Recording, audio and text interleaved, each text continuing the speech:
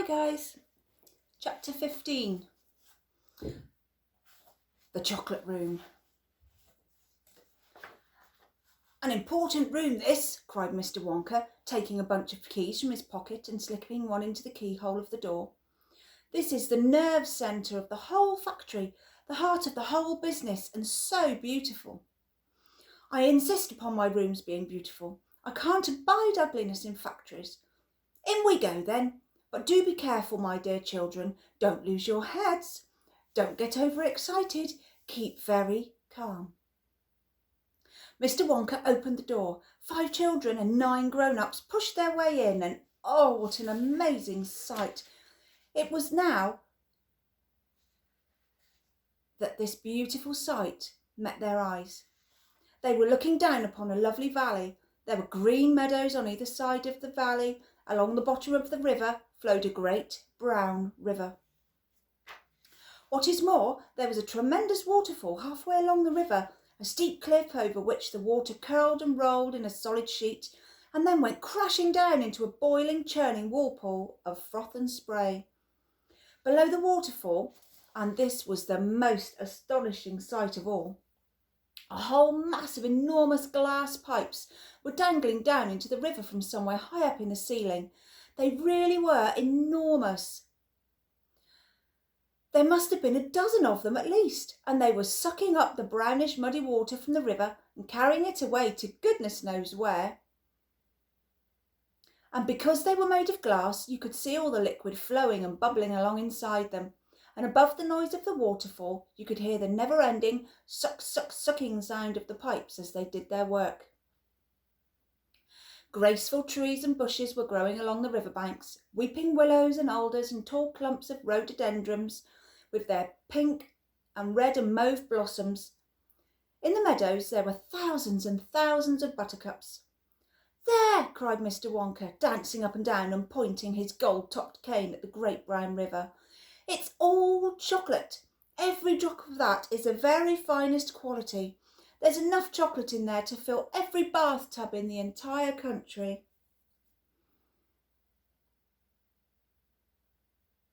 And all the swimming pools as well. Isn't it terrific? And just look at my pipes.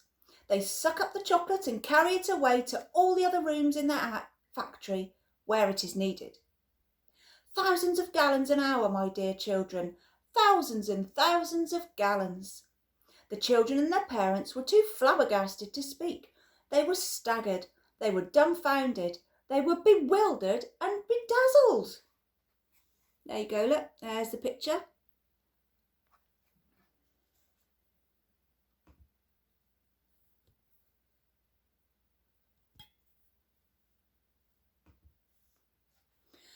They were completely bowled over by the hugeness of the whole thing. They simply stood and stared. The waterfall is the most important, Mr. Wonka went on. It mixes the chocolate, it churns it up, it pounds it and beats it. It makes it light and frothy. No other factory in the world mixes its chocolate by waterfall, you know. But it's the only way to do it properly, the only way. And do you like my trees? He cried, pointing with his stick. And my lovely bushes, don't you think they look pretty? I told you I hated ugliness, and of course they're all eatable. All made of something different and delicious. And do you like my meadows? Do you like my grass? Do you like my buttercups? The grass you are standing on, my dear little ones, is made of a new kind of soft minty sugar that I've just invented. I call it swudge.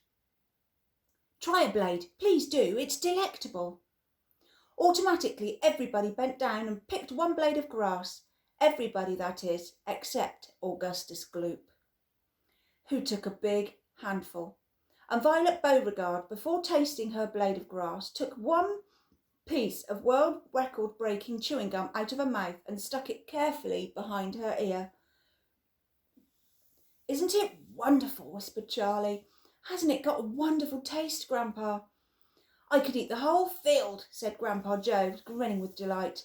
I could go round on all fours like a cow and eat every blade of grass in the whole field. Try a buttercup, my dear man, cried Mr. Wonka. They're even nicer. Suddenly the air was filled with screams of excitement. The screams came from Veruca Salt. She was pointing frantically to the other side of the river. Look! Look over there, she screamed. What is it? He's moving. He's walking. It's like a little person, a little man. Down there, below the waterfall. Everybody stopped picking buttercups and stared across the river. She's right, Grandpa, said Charlie. It's a little man. Can you see him? I see him, Charlie, said Grandpa Joe excitedly. And now everybody started shouting at once. There's 2 of them. Oh my gosh, so there is. There's more than 2. There's 1, 2, 3, 4, 5. There they are, look. 5 little people. Can you remember the name of the 5 little people? What are they doing? Where do they come from? Who are they?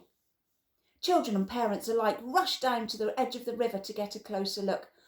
Aren't they fantastic? No higher than my knee. Look at their funny long hair. The tiny men, they were no larger than medium-sized dolls, had stopped doing what they were doing, and now they were staring back across the river at the visitors.